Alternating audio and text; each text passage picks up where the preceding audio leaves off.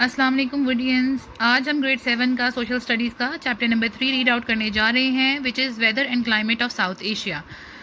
Let's see कि इसके अंदर किन चीज़ों का जिक्र है। The condition of an atmosphere for a short period of time for a particular place is called the weather of that place. Atmosphere की क्या कंडीशन है? किसी खास जगह पर, किसी खास वक्त पर। आप देखें, कभी हम कहते हैं, आगे एग्जांपल लिखिए, पहले वो पढ़ लेते हैं। For example, the weather of Lahore at any given time can be sunny, foggy, cloudy, windy और rainy. In other words, weather is a temporary condition of the atmosphere.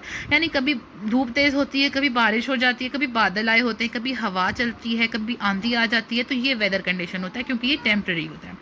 The condition of an atmosphere for a long period of particular place is called the climate of that place.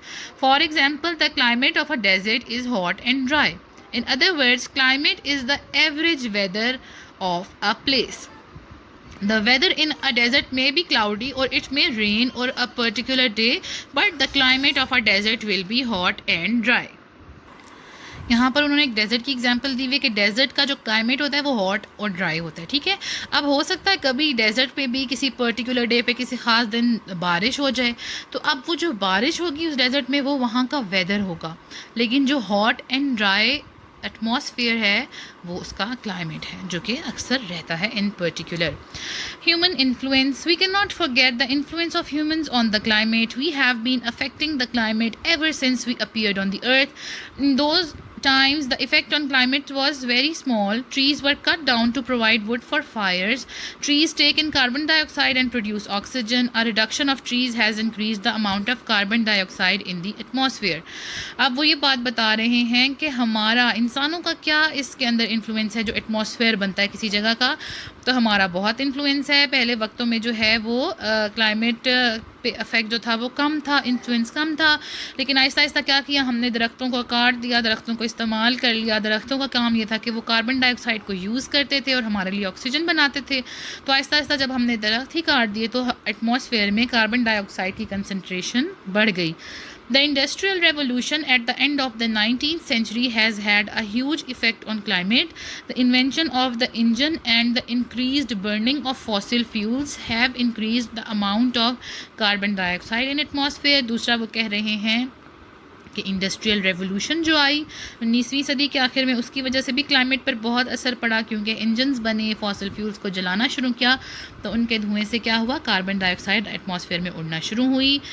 This led to a gradual warming up of the world. The ice stored in the polar caps has slowly started to melt. यानी कि जो polar regions पर ice होती थी वो भी पिघलना शुरू हो गई। This is causing the sea level to rise gradually. That is why low-lying places like the Maldives and Bangladesh are in danger. क्योंकि जो ज़मीन बहुत नीची सतह की है उनमें क्या हो रहा है, आहिस्ता आहिस्ता पानी जो है वो आ जाएगा।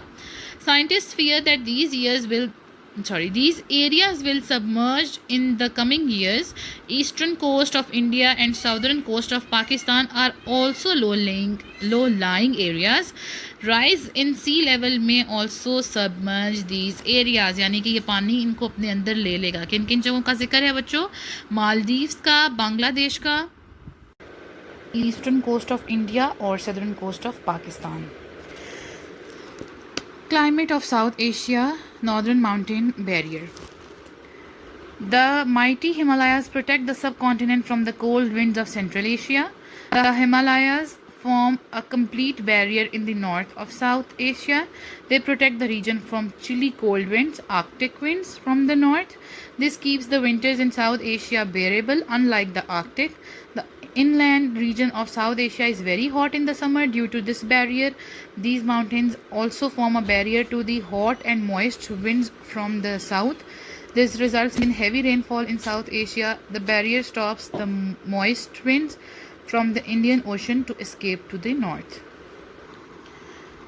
अच्छा बच्चों, अगर आपको पता हो ना कि बैरियर का मतलब क्या होता है, तो बेसिकली जो बैरियर कहते हैं रुकावट को, किसी भी चीज़ को जो रुकावट हो, तो वो कह रहे हैं कि जो हिमालयाज़ हैं ये बहुत mighty, they are very big. तो इसका ये होता है कि विंटर्स में तो हमें ये फ़ायदा होता है कि बहुत चिली कोल्ड विंड्स जो होती हैं फ्रॉम आर्कटिक, वो रीजन हमारे रीजन में नहीं आती, इसलिए हमारा जो विंटर सीज़न होता है वो बेरेबल होता है, बर्दाश्त के काबिल होता है। लेकिन इन्हीं के हवाएं रोकने की वजह से गर्मियाँ जो होती हैं वो सेंटर के कुछ रीजन में बहुत ज़्यादा फिर एरिया को गर्म कर देती हैं। Then we have summer monsoon in South Asia. Monsoon is a wind pattern that reverses direction with the season. ये मैप ऑफ समर मानसून आपको साइड पे नज़र भी आ रहा होगा. The term was originally used for the seasonal winds in the Indian Ocean and the Arabian Sea. During the months of June till September the region of South Asia becomes very hot. The air becomes hot and rises. This causes the cool and moisture filled air over the Indian Ocean to rush in. These winds cause heavy rain in India, Pakistan and Bangladesh. यानी देखें बाज जब वो यहाँ से अगर आप दोबारा से देखें कि month of June till September south Asia वो का रीजन बहुत ज़्यादा गर्म हो जाता है, तो क्या होता है कि फिर ये एयर जो है वो रश करती है ओवर द इंडियन ओशन, और फिर जब वो मौसम ठीक हो जाता है, बेहतर हो जाता है, तो ये रिवर्सल इसका चलता है. ठीक है, तो यहाँ पर उन्होंने कहा है कि इस हवा की वजह से, इस विंड पैटर्न की वजह से पाकिस्तान, इंडिया और बांग्लादेश में बहुत हैवी रेनफॉल होती है. Winter monsoon in South Asia during the months of November till January. ये जो मैं ऊपर आपको बताई थी ना कि रिवर्सल होता है, तो आप देखें जून टिल सितंबर है ना. अब months of November till January, the region of South Asia becomes very cold, due to which South Asia land becomes a high pressure zone. The Indian Ocean and Arabian Sea become a low pressure zone during the winter. Therefore, the wind blows from the land to the sea. पहले कहाँ जा रही थी? सी से land की तरफ जा रही थी. अब ड्यूरिंग विंटर ये कहाँ जा रही है? लैंड से सी की तरफ आ रही है. Because of this most of the subcontinent receives no rain in winter. यह आपको नज़र आ रहा है, एरोज जो हैं वो they are going towards India from water to land. And in this जहाँ पर विंटर है, विंटर मानसून है, लैंड से वाटर की तरफ एरोज जा रहे हैं. So basically this is answer to the first line, that monsoon is a wind pattern that reverses direction with seasons. Okay ji. Then we have cyclones. During the monsoon season, many cyclones rise from the Arabian Sea. Cyclones rising from the Arabian Sea cause a lot of damage in Bangladesh. Fortunately, Pakistan does not suffer from cyclone damage. ये cyclone आप देख सकते हैं, भंवर कहते हैं इसको. ये भंवर आता है तो ये कह रहे हैं कि ये बांग्लादेश में बहुत ज़्यादा डैमेज कॉज करता है. अल्हम्दुलिल्लाह फॉर्चुनेटली पाकिस्तान को ज़्यादा सफ़र नहीं करना पड़ता साइक्लोन डैमेज से. The winter rainfall in Pakistan is mainly due to cyclones coming from the Mediterranean Sea and the Persian Gulf. During the winter season many cyclones rise from the Mediterranean Sea. Quetta, Pakistan receives part of the rain due to these cyclones. Sometimes these cyclones reach the Punjab also and cause a drop in temperature. India receives very little rainfall from these cyclones. तो basically इन पानी के भंवर से नुकसान कौन सी country उठाती है? बांग्लादेश.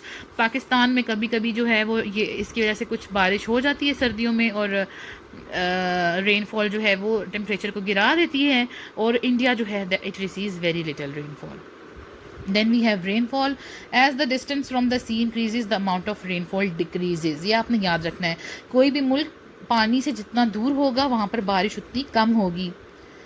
अच्छा जी. 10 Kolkata gets 1625 millimeter, New Delhi gets 750 millimeter and Lahore gets 500 millimeter. Punjab gets the highest rainfall in Pakistan along with the lower areas of the northern Pakistan. These areas receive 250 millimeter to 500 millimeter of rain. Southern Punjab, parts of Balochistan and most of Sindh gets 125 millimetre to 250 millimetre of rain in summer. एक तो पहली बात आपको बता दी है कि जितना दूर पानी से होंगे बारिश उतनी कम होगी. दूसरा उन्होंने बता दिया सबसे हैवी रेनफॉल किस प्रोविंस में होती है? पंजाब में. Winter rains from December to March are the highest in Punjab and the lower northern areas. In winter these areas receive 250 mm to 500 mm of rain. Highest in Punjab और lower northern areas में होती है. जितनी quantity होती है वो उसकी लिखी हुई है. Higher region receive more rain as compared to plain areas. In most parts of Balochistan and the slopes of the Himalayas, the annual rainfall is 2000 millimeter. The northern region of Bhutan has polar type climate. It receives heavy snowfall all year long. Higher regions of Nepal have similar climate. तो ये polar regions वैसे आपको पता होंगे, लेकिन polar regions उनको कहते हैं जो एक्सट्रीम पे होते हैं, यानी कि पूरे इक्वेटर होती है ना, उसके अंदर एक एक्सट्रीम, एक कोने पे जो रीजन्स होते हैं वो एक पोल होता है, दूसरे रीजन पे जो दूसरे कोने पे जो रीजन्स होते हैं वो दूसरा पोल होता है। ठीक है, तो ये जो रीजन्स एक्सट्रीम पे होते हैं उनको पोलर रीजन्स कहते हैं। वो कह रहे हैं नेपाल में भी इसी तरह का क्लाइमेट रहता है। With this we have come to end of unit number 3। I hope you have understood this. Still if you have any problem please do ask. Thank you so much. Videos को like करें, channel को subscribe करें, अपना ख्याल रखें। अल्लाह हाफिज़।